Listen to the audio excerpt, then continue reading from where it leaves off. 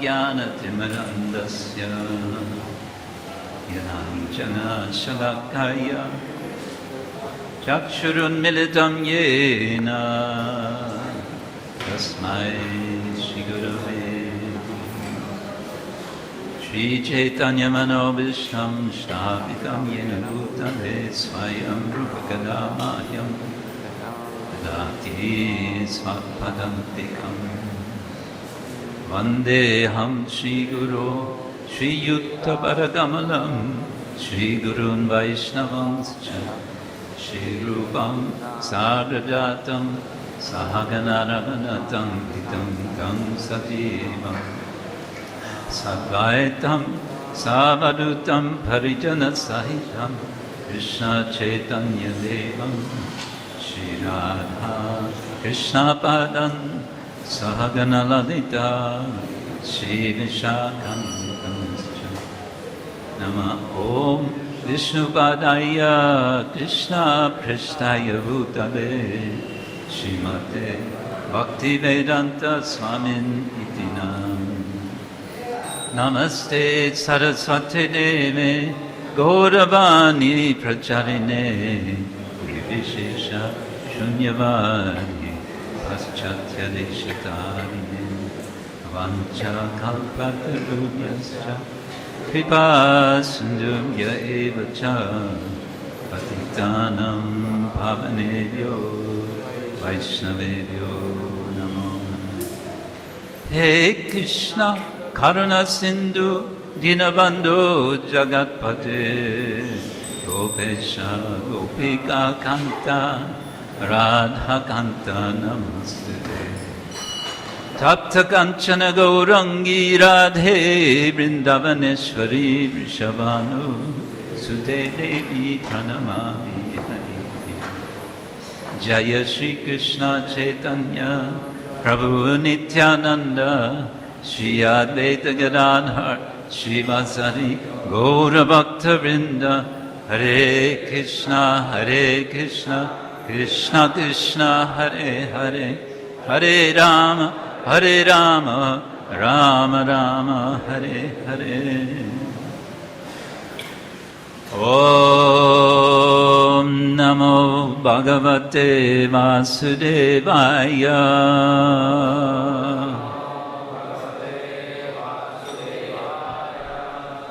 Om Namo Bhagavate Vasudevaya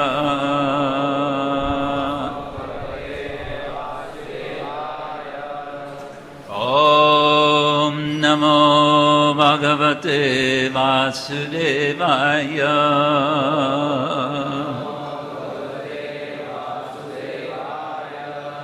Narayanam Namaskritya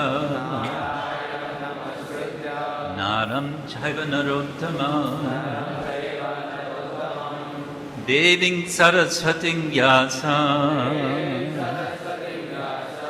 Tato Jayamudiraye Nashta Prayesha Bhavadreshu Nityam Bhagavata Sevaya Bhagavati Uttama Shloke Bhakti Bhavati Naishtiki. I've selected one verse from 3rd Canto, chapter 15. The chapter is called Description of the Kingdom of God. And this is verse number 43. It's a very famous verse. I consider it one of the most important verses in the Bhagavatam. So let's chant this together. This is a nice verse to learn, to memorize, if you like to memorize verses.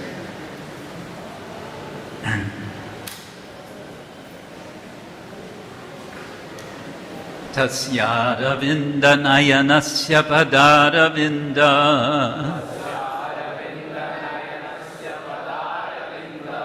tasyāravinda-nayanasya pada-aravinda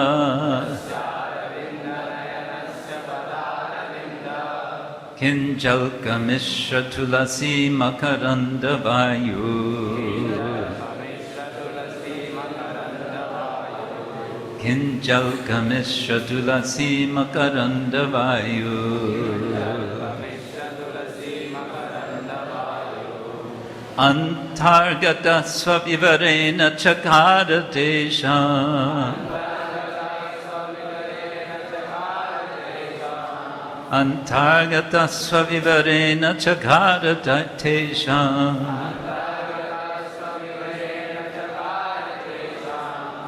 saṅkṣobham akṣara-juṣām api citta-tanvoḥ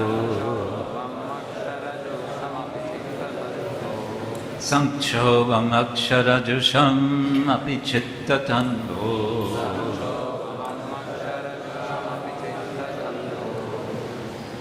Please chant. Anyone? tasyāravinda-nayanasya pada-aravinda tasyāravinda-nayanasya pada-aravinda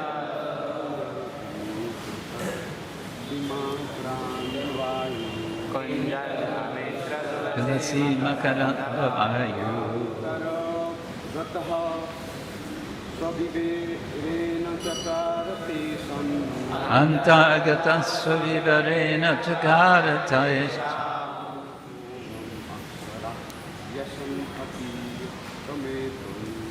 saṅkṣobham akṣara-juṣām api citta-tanvoḥ tasyāravinda-nayanasya pada-aravinda tasyāravinda-nayanasya pada-aravinda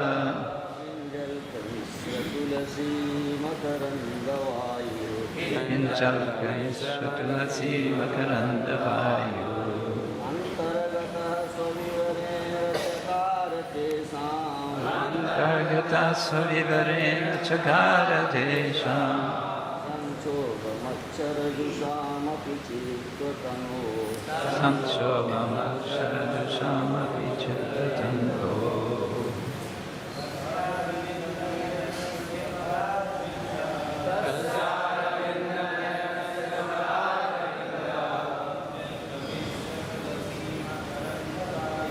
kiñjalka-miśra-tulasī-makaranda-vāyuḥ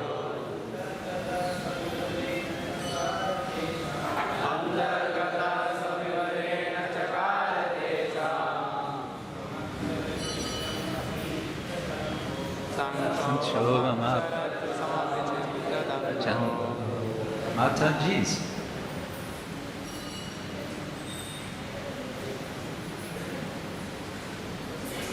No? Shy. Okay. What does this mean? What does this verse mean?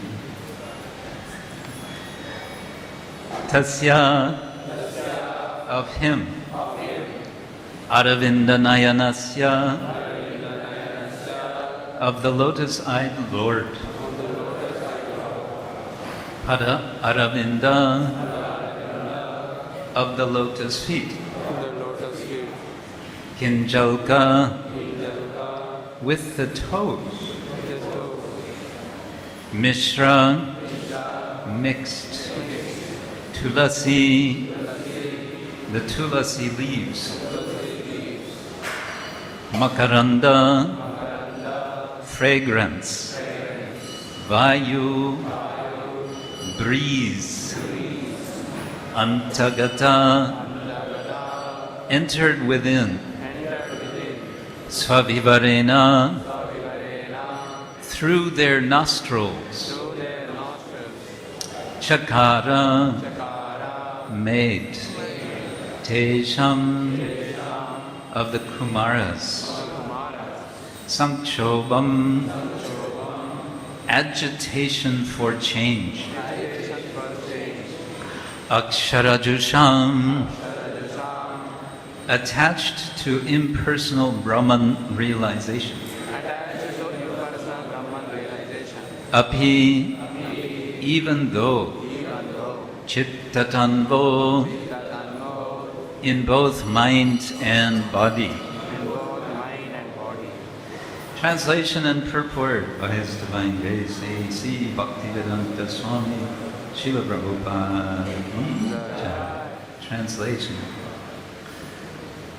When the breeze carrying the aroma of tulsi leaves from the toes of the lotus feet of the Personality of Godhead entered the nostrils of those sages, they experienced a change, both in body and in mind, even though they were attached to the impersonal Brahman understanding. Of course, this is referring to the 4 Kumāras. Purport. It appears from this verse that the 4 Kumāras were impersonalists or protagonists of the philosophy of monism, becoming one with the Lord. But as soon as they saw the Lord's features, their minds changed. In other words, the impersonalist who feels transcendental pleasure in striving to become one with the Lord is defeated when he sees the beautiful transcendental features of the Lord. Because of the fragrance of his lotus feet carried by the air and mixed with the aroma of tulsi, their minds were changed. Instead of becoming one with the Supreme Lord, they thought it wise to be devotees. Becoming a servitor of the lotus feet of the Lord is better than becoming one with the Lord. And so ends Srila Prabhupada's purport to this verse. Tasyāravinda-nayanasya, pada-aravinda kiñjalka-miśra-tulasī-makaranda-vāyuḥ, antar-gataḥ sva-vivareṇa cakāra teṣāṁ saṅkṣobham, akṣara-juṣām citta-tanvoḥ. When the breeze carrying the aroma of tulsi leaves from the toes of the lotus feet of the Personality of Godhead entered the nostrils of those sages, they experienced a change both in body and mind, even though they were attached to the impersonal Brahman understanding. As you may know, this verse comes in the description of the encounter of the Kumāras, first with 2 personalities, Jaya and Vijaya, as they are approaching Vaikuntha, entering into Vaikuntha, and then they meet the Lord directly. In Chaitanya Charitamrita, Krishnadas Kaviraj tells us there are 3 different ways that the Lord can be present for the devotees. One of these is called sakshat darshana, direct presence, direct viewing. The second is called avesha.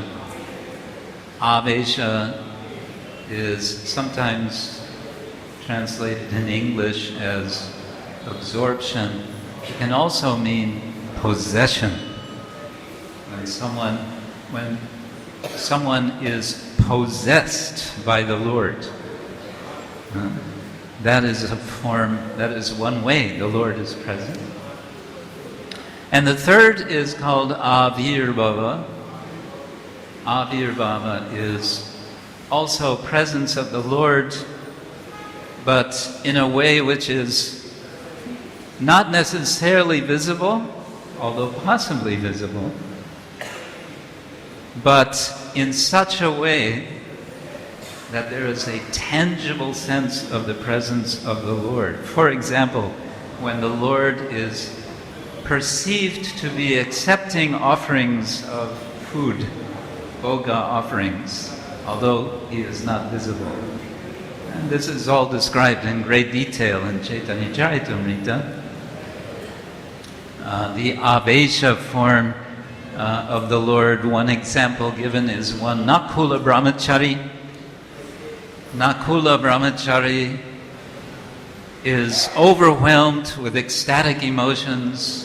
The tears are coming, the shivering is there, the intense emotions, all the symptoms such that everyone could appreciate something is going on with Nakula Brahmachari. This brahmachari, this ordinary brahmachari, he's changed. And so many people would come and they would see him, and the word spread. Have you heard about this Nakula Brahmachari? And eventually Shivananda Sena hears about him, and Shivananda Sena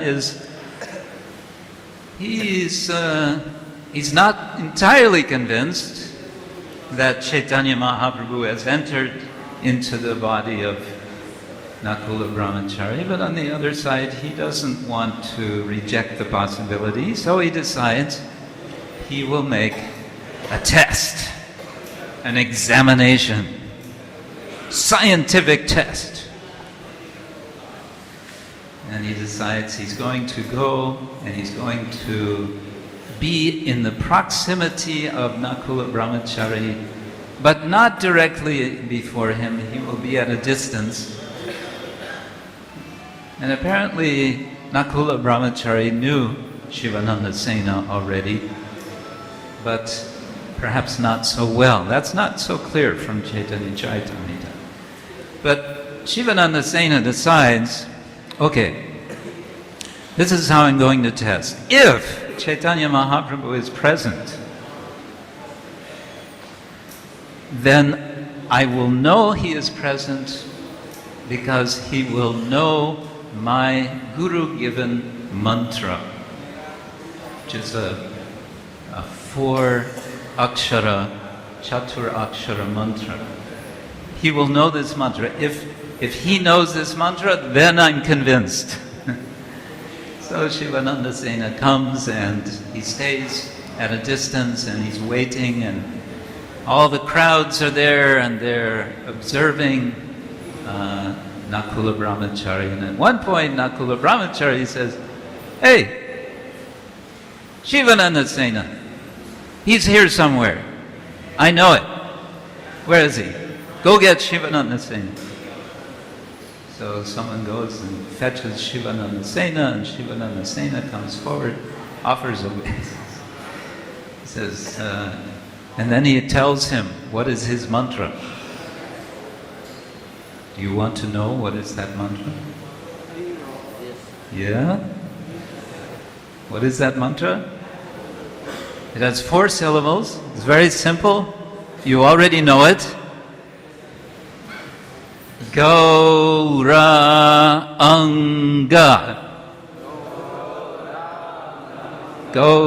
Gauranga. Gauranga. We usually say Gauranga. Right? So then Shivananda Sena was convinced. Okay, yes, the Lord is present. Avesha. This verse is not speaking about avesha, this is about saksha darshana. But it's a very special kind of darshana, and it's occurring, of course, in a very special situation. And the situation is that the Kumāras, these sages who are quite unusual in one particular respect, that they don't seem to grow old. They seem to have remained some 5 years old.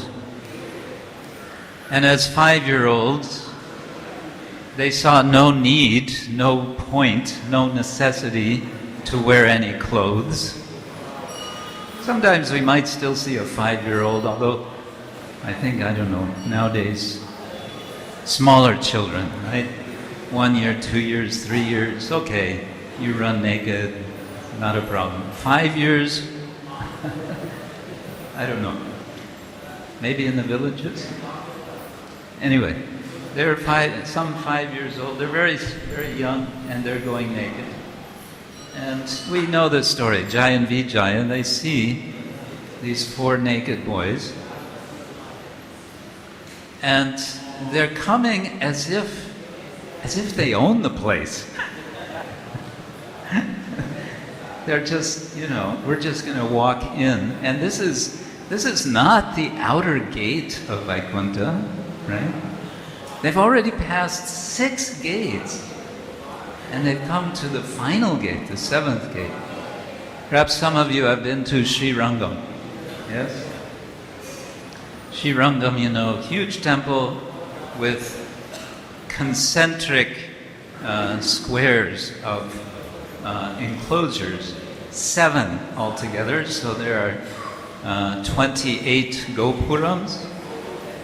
And one of these gopurams, the final innermost on, which is it, the east side, is called the Vaikuntha Gopuram, and it's all year round, except for one day of the year, that Gopuram gate is closed. And the one day of the year when it's open is Vaikuntha Ekadashi.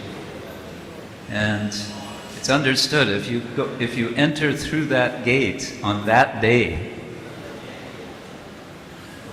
you've made it. That would be nice, huh? Just go through this gate and you're back home, back to Godhead. Wow. So on that day, of course, how many thousands of people are coming? They want to get this. But here is the 4 Kumāras, and Jaya and Vijaya are thinking, where's your visa? You want to enter into Vaikuntha, where's your visa? Show us your passport. Where's the visa? They don't have a passport, they don't have a visa, they don't have anything, they don't have any clothes, they don't have anything. And they're just marching in. Wait, you can't just march in like that. And so they obstruct them. Now, how does it feel? We've all had some experience of being in some situation, isn't it, where you want to go somewhere and someone obstructs you. Have you ever had that feeling? Have you experienced that? Yeah? Many of you know you never had that experience. You live a very free life. Congratulations. For those of you who have experience, how do you feel? How does it make you feel? Angry. Huh? Angry. Angry, yes. You feel upset, you feel angry. So the 4 Kumāras. Now you may say, wait, these are great sages. How is it that great sages are becoming angry? Something wrong here. Well, that's another discussion, but in any case, they become angry, and they show their anger. And how do they show their anger? With their words. And what words do they speak? Ooh, very strong words indeed. Not the sort of words that you or I would want to hear. Imagine you are at the threshold of the gate of Vaikuntha. In fact, you have a position there. And we may say this was exactly the problem. The gatekeepers were thinking, we have a position. This is one of the dangers of spiritual life, which is in the situation of institution, of organization. We get some position, and then we think, I have a position. And then what happens, the problem we heard very nicely discussed yesterday by Gopeshwar Prabhu, the problem of pride. No special qualification of ourselves, but we're thinking, I have a position, so this position qualifies me, and then we try to hide. The tendency can be there to hide behind the position, and with that position to try to exercise power. There's different kinds of power. One American economist from late 20th century, he spoke of three kinds of power. One of them is what he called threat power, the power of the weapon.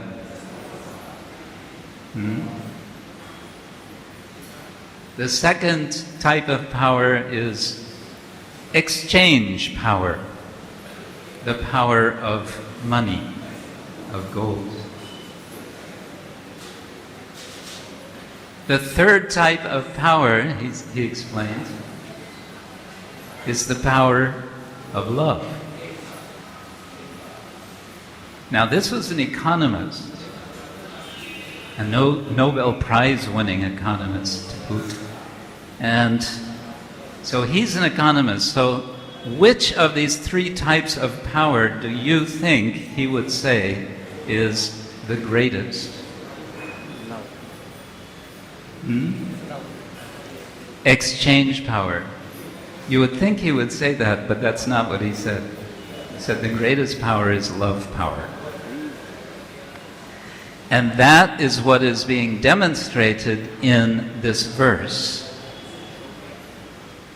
In the course of this exchange of threat power, and we can say word threat power, physical and then word power, between the four Kumāras and Jai and Vijay, Lord Vishnu hears the commotion.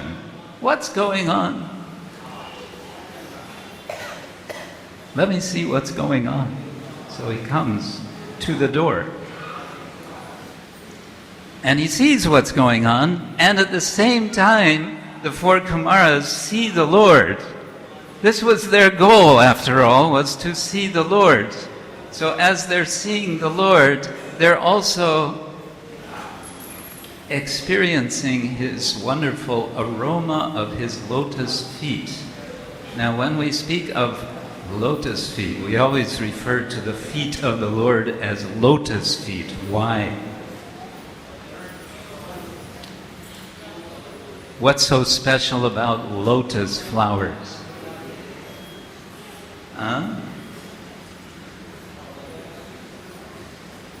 They're soft? Okay, they're soft. What else? Anything else? They're very beautiful, They have a special kind of fragrance, okay? Anything else? What is one of the Sanskrit words for lotus? Pankaja? Panka. Panka, mud. Ja, born. Born from the mud. Flower born from the mud. Can that be a nice flower? Yes, lotus. Lotus is very nice. Born from out of the mud, coming up through the water, and then emerging from the water, and then touched by the water? No, not touched by the water. That is lotus feet. There's another meaning to lotus feet, and that is the place where the devotee approaches the Lord. Why? Because lotus feet means service. Yesterday we heard that a very unusual behavior of Lord Vishnu took place. He came before Lord Brahma and shook his hand. If you or I try to go before the Lord and shake His hand, that might not work. We might find ourselves embarrassed at best.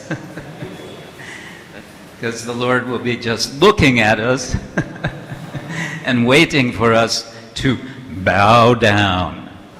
There was a popular song in the West at one time, about 20 years ago, called "Bow Down, Mister."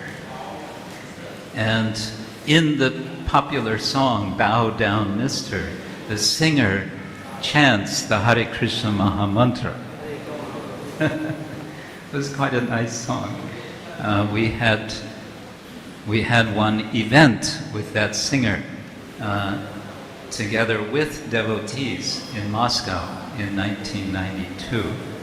We had a band called the Gauranga Bhajan Band, and we had the indoor sports stadium, and 35,000 people came to hear the Maha Mantra.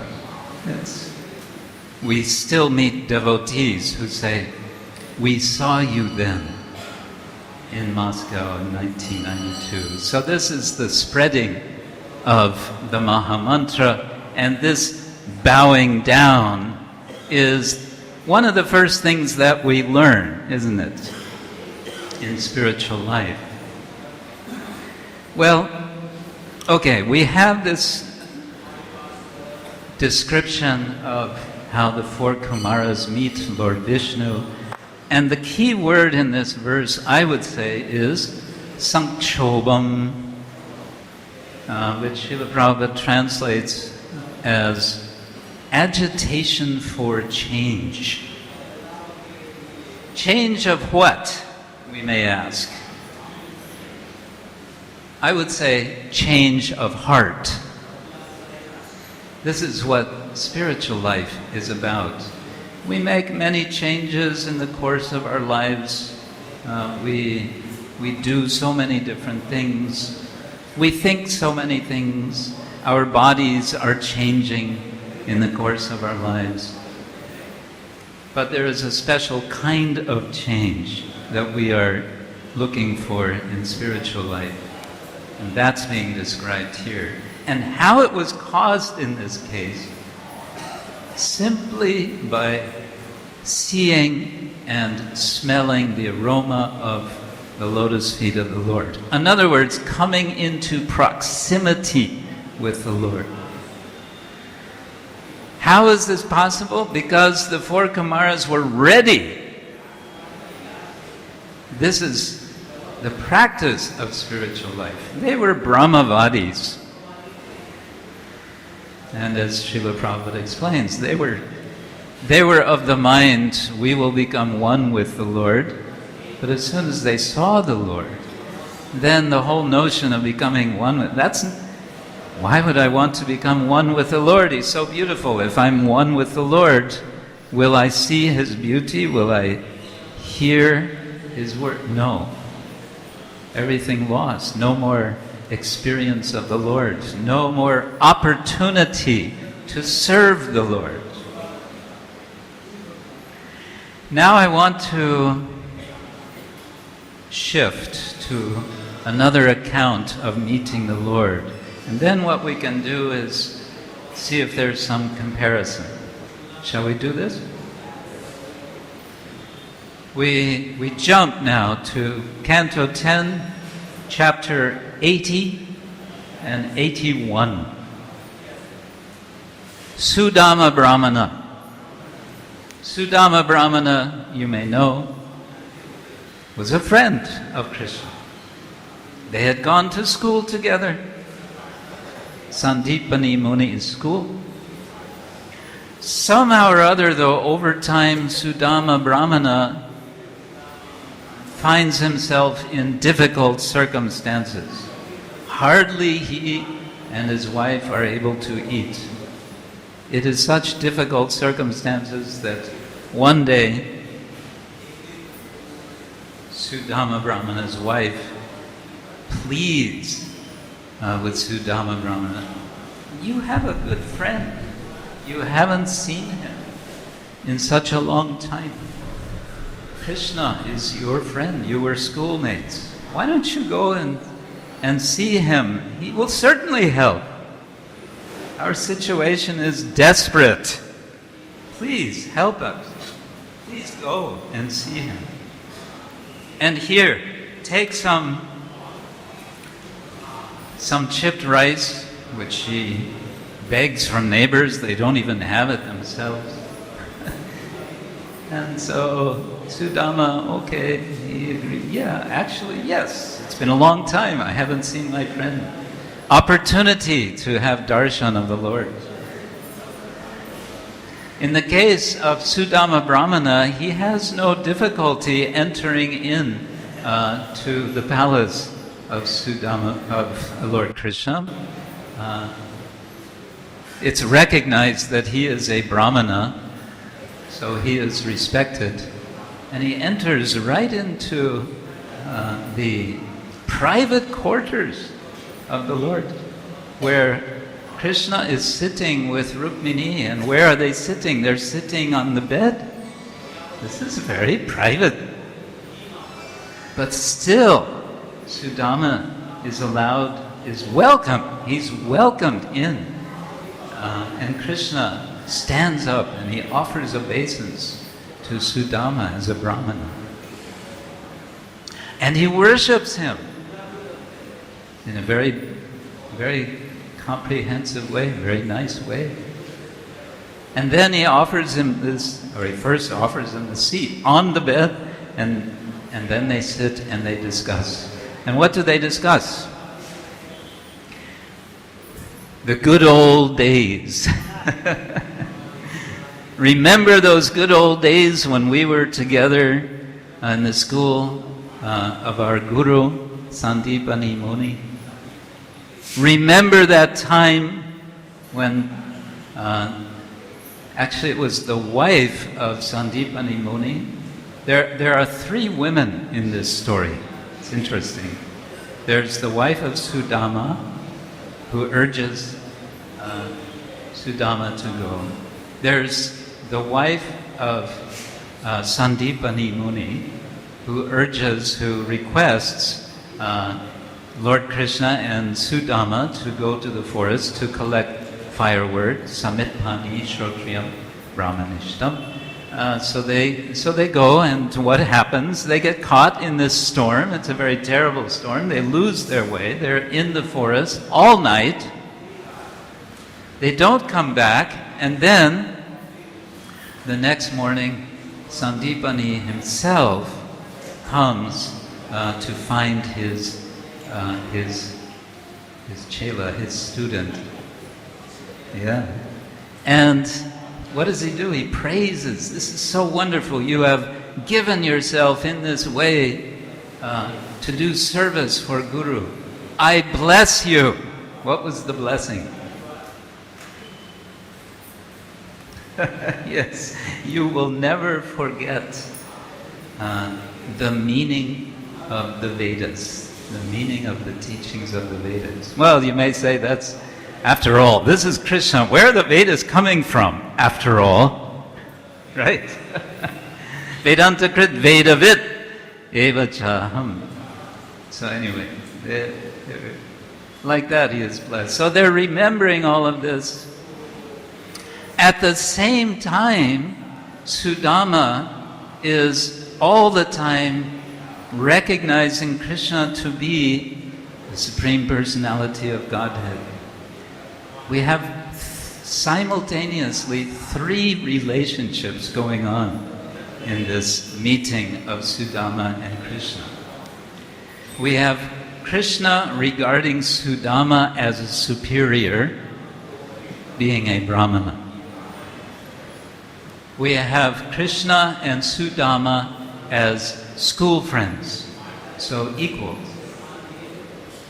And we have Sudama worshipping Krishna as the Supreme Personality of Godhead. So we have three different relationships simultaneously. life is complicated. Relationships can be complicated. What we are learning in spiritual life is finding our relationship with Krishna, and through that relationship, our relationship with all others, which can be very, very sweet. Now, Krishna understands why Sudama has come, right?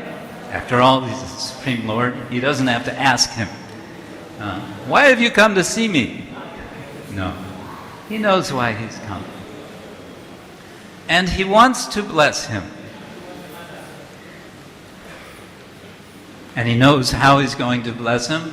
And he knows to make this a complete exchange, let Sudama offer what he has brought for me. He knows he's brought an offering. He knows it's a very humble offering, but let him offer it because he's offering it with love. Is Sudama actually offering it?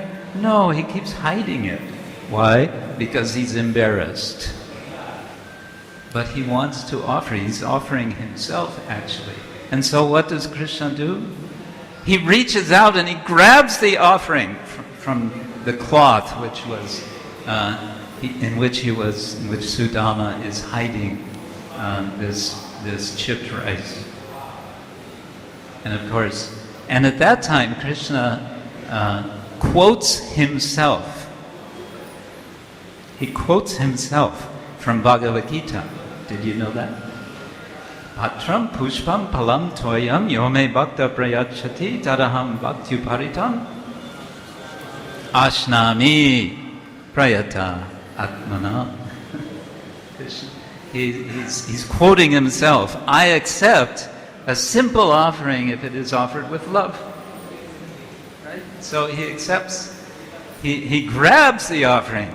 Usually, don't think we can go before Krishna and hide things from Krishna and wait until Krishna grabs it out of our hands. No, that's not our process. We cannot imitate Sudama.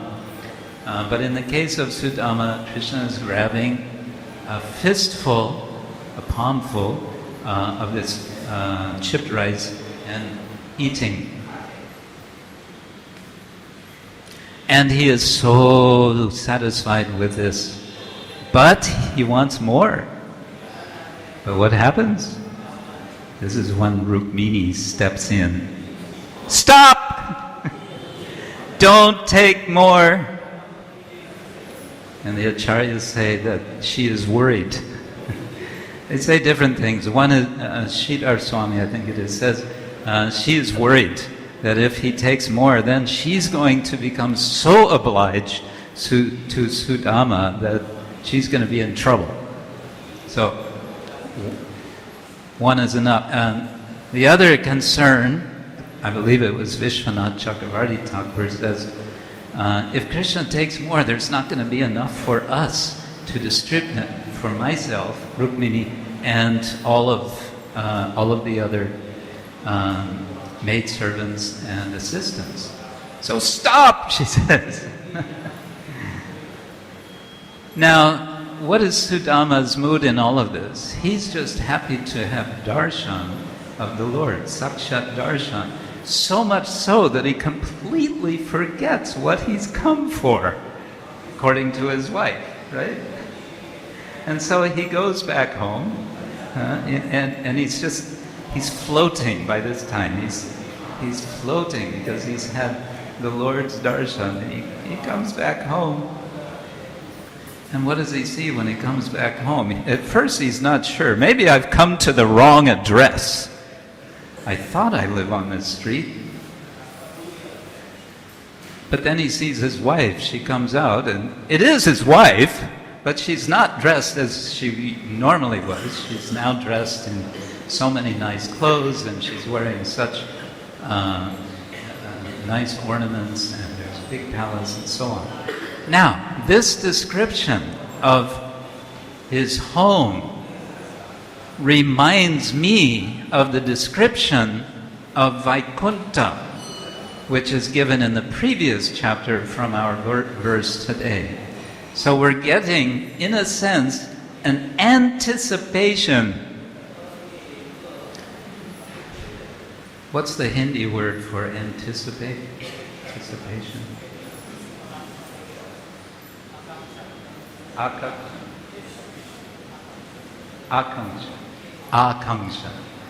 Okay, akṣara. It's an anticipation. It's a preparation for that place of transformation which the four Kumāras are experiencing in the third canto. All of which is an anticipation for us. And that sense of anticipation, which requires a transformation to become a realization, is expressed, and I'm going to end with this, in a nice song by Srila Bhaktivinoda Thakur. His anticipation he expresses with a kind of refrain, Kabe habe bolo sedin amar, Kabe habe bolo sedin amar. When, oh when, will that day be mine? And he goes through several details of what he anticipates. Trinadikahin kabe nije mani sahishnukta guna hridoye deyami shakale manana apaniyamani hoye ashvadino nam rasasar. In effect, he's taking Trinada pisunichena taroriva sahishana, and he's anticipating actually experiencing that himself, the sense of being lowly like the grass, the trina, and tolerant like the taru, like the tree, and so on. Amanina, manadena, no honor for oneself, ready to offer all honor to others. But I want to focus on the last verse he speaks. Kabe habe bolo sebi namar. He says, Kabe jibe doya, hoibe udoy, nija sukka buli sudina hridoy, bakati vinod koria vinoy, Shri agya tahal, koribe prochar. Shri agya tahal, koribe prochar. Taking the order of the Lord. Sri Agya can mean the beautiful order, or it can mean the order of Sri, of Devi, of Lakshmi. We can say it's the Lord's order, and the Lord is never separated from Sri. So the order of both. Koribe prochar, taking that order, then I will preach, as Srila Prabhupada used this word preach. The prerequisites for that are contained in this verse, ever so compactly. Prerequisites, the adhikar, the qualifications. Kabe jive doya, when will I actually feel compassion for living entities, for all beings? Starting from those who are close to me, not distant, abstract, but those who I meet. Hoibe udoy, when will that arise? Nitya sukha buliya, when will I forget about my own happiness?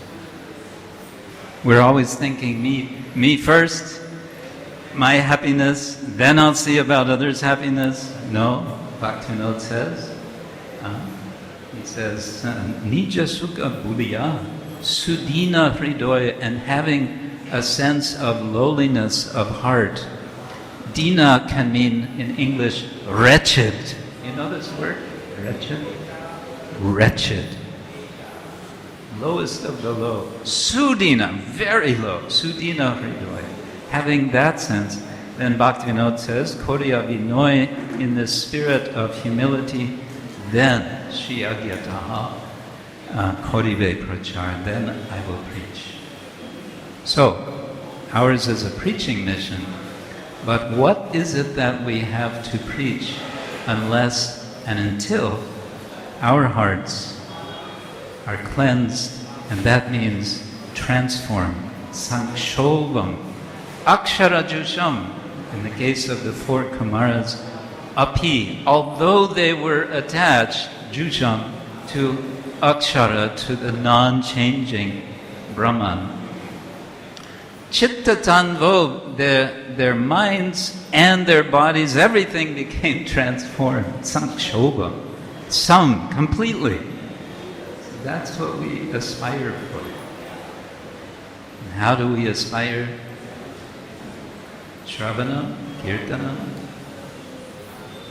Vishnu Smaranam, Pada-aravinda, Archanam, Vandanam, Dasyam, Sakyam, Atma-nivedanam. We want to come to the point, Atma-nivedanam, giving ourselves to Krishna.